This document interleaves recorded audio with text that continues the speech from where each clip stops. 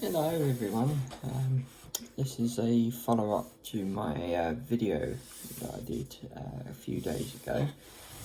Well, not a few days ago, it was more like a week ago now. Yeah, talking about the hair transplant that I had on the 20th and 21st of September 2023. Yeah, so 1 week later, as you can see, right, so all the scabs that I had are now gone. So what I had to do, after finishing the antibiotics and any other medication I was given, you know, obviously for Propecia you still carry on with the finasteride, sorry. So carrying on with that, everything's going quite well. As you can see, if you can see that very well, the actual little hairs are still there. There's no shedding yet. Now that's supposed to happen around about between 3 and 6 weeks, from what I've heard different people say. And then you go into because when the shedding phase happens, you end up with a situation where your the seeds, as I like to call them, then go into a resting phase, and then round about 10 to 20% of the hairs start regrowing after like month 3, and then another 10%, then another 20%, like consecutive months later, and it will just end up in a situation where you get to 9 months, you start to see a more true reflection of how the transplant's going. I must say that I'm really pleased with this at the moment. It's looking really good, you know. Donor areas, they're still sore. It stings around here, I won't lie. It's not, if something touches it, so like if I'm sitting down on the sofa or laying in bed, because now I can lay normally. Now I don't have to worry about that so much. I can I ain't got to sleep sitting up with a neck pillow and all that. It's fine. The only instructions I've got is to continue washing my hair twice a day with the baby shampoo, which is fine. The only thing is though is the baby shampoo does sting the back of the head where the donor sites were. The top part it feels weird. You know the feeling. You know when you have short hair around the sides or back, and then you can't stop doing that because it feels all weird. But the actual scalp still feels a little bit numb. So from what I've heard, that's something that will just resolve over a period of time. Not sure exactly how long that takes, but yeah, let me show you the donor area. So that's the first donor area there. There is now another one around here at the back of my head. I think it's here. Yeah, that's where it's sore. And then obviously on the other side, there, so there, I think. Yeah, so they're the 3 donor sites, and yeah, I must say I'm still ecstatic with the results compared to what I did look like, where you had these glaring bald areas here and the way it was across here as well. it's night and day, you know. Yeah, it's just a little quick update for you. Not really a lot to report right now.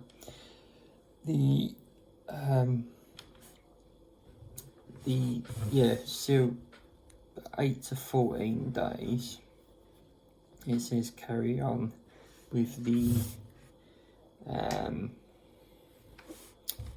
things, you know, carry on with the washing twice a day. Then next week I should be allowed to use, as long as I ain't got any sensitivity on the scalp. So they said if you've got sensitivity on the scalp, then delay for another week just to make sure. The use of you know, that Regain phone, I don't know if I'll start that yet. I don't know. Yeah, because it's an extra cost at the moment, isn't it? Buying that stuff. So I might hold off on that because I'm taking the finasteride and I've got the laser cap to use. So I might see how that goes. I might use it a bit further down the line, but like Dr. Raja said, that if you use the finasteride and the minoxidil Regain, the effects of it is really good. But yeah, I suppose if I was to use all three things, if I was to use the finasteride, minoxidil and the cap, then I'd look like a Yeti by the end of the year, wouldn't I? Well, you know, as you do. Get this little thing out of me. Oh, I don't know. We know, okay? Yeah, but the thing I'm really impressed with, you probably can't see it, I've got this light here. Let's see no. It's slightly, you can't really even tell that much now. You've got like a, let me see, it's like a reddish area here. So that's where the transplant area was.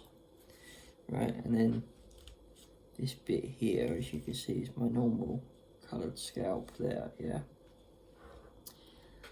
And to be honest with you, if you're standing like a little bit away, you know, unless you're looking really closely like that, you know, it just looks like I've just had a haircut. You know, it's not really noticeable. And that's quite impressive, really, for a week later. I've seen people that are still suffering with the swelling a week later, because usually when you go and have the injections in your head to numb the area, that what happens is the natural gravity pulls down from the fluid, yeah, the retaining fluid, and it goes down there, and your forehead could look quite swollen, and then it goes down and then makes your eyes look puffy, bit like a Rocky Balboa scene, yeah. But I've not had any of that. I've not had any swelling at all. The doctors told me the reason why there wouldn't be much swelling was the fact that they don't actually use that much anaesthetic. So they put, I think I had about 1, 2, 3, 4, 5 sites where they did the anaesthetic. Yeah, that bloody hurt, I tell you. I remember that, it was like, oh God. Yeah, for something that only takes a couple of seconds for them to do, it felt like the needle was in there far too long, because it was just really hurting. But yeah, apart from that, when they'd done the 5 sites, it was kind of, during the procedure, they'd say to me, if you start feeling any pain, please let us know so we can top up the anaesthetic. We don't want to cause too much swelling, so that's why we don't put loads in. There are some clinics that just completely numb the area, but then by doing that, you know, the patient is susceptible to high swelling, So yeah, it's not good. But as I say, you know, the swelling isn't really an issue. I have been getting headaches today though, and I have read that some people do get headaches here at the forehead area. Now, I get headaches anyway, so I wouldn't be able to tell you if it was directly linked to the hair transplant. But I'm still so chuffed with the results so far, you know. It's just a case of wait and see. I'm just gonna have to keep uploading videos every week or every other week or so, and then just give you a little update of what's going on. But yeah, it's good to see the little progress, you know. Yeah, not really much else to say really. I think I'll leave it at that and start wrapping up this video. If anything does happen in the meantime, then obviously I'll jump on and let you know. But yeah, all good so far. So until next time, don't forget to like, subscribe, share the video as well please, to your socials if you can, or if you know of someone that is thinking about hair transplant, yeah, send them my way, and you know, I can have a chat with them if they put a question down in the comments, and then, you know, maybe I can direct them to some other videos that they can watch to, you know, find out ideas on how to find surgeons that are you know, decent, or at least things to look out for to avoid finding the wrong surgeon. I mean, you know, you've got to go with your own judgment really. You can't rush into these things because, you know, you got the situations where you got over harvesting and stuff like that, where what over harvesting is when they do too many grafts. So they're telling you we do too many grafts just to get more money off you basically, but you might not even need that many. So like mine was 2,000 grafts, but he could have easily said, oh, I'll do 4,000. But some of the surgeons I have seen the pictures of where the patient has been left with completely bald areas at the back and sides of the scalp, as a result of taking too many grafts from a small area, so it looks really noticeable. So whereas what he's done here, he's taken grafts, but it's from areas dotted around all round, so when my hair grows long, nobody's going to be able to tell. Whereas these other ones are like basically, it's like a square, and they've taken all the grafts from the square to put here. But then by doing that, you end up with a big bald patch here, and it's just completely defeats the object of what you're trying to achieve. But yeah, so you've got to avoid things like that, you know. So yeah, that's why it's so important to do your research, you know. Don't just go with someone that goes, oh, it's only going to cost me 2,000. Yeah, but what are you getting for that 2,000, for example? You know, everyone, you know, I wouldn't be able to turn around to you and say, yeah, a hair transplant costs this or costs that. It is dependent on each person's needs, you know. Some people might only have the M shape and they only need to fit in these small bits. They might only need 1,000 grafts. But I know that the private clinic at Harley Street turned around and says the FUE starts at 4,000, right?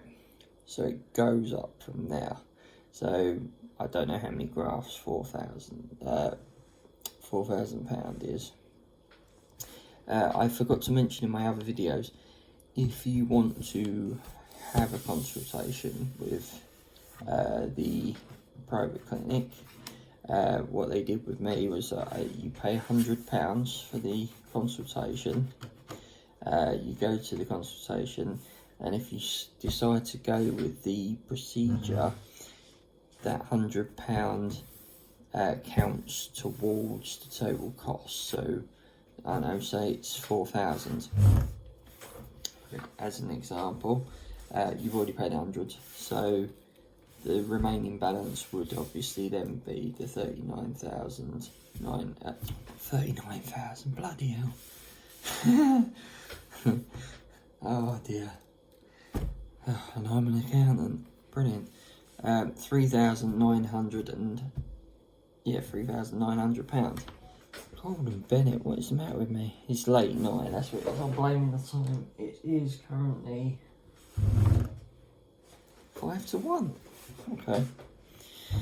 Yeah, I should get some sleep really. I'm a bit tired. But yeah, so yeah, it does come off the total cost of the procedure as well. So I suppose it's something, but I suppose the you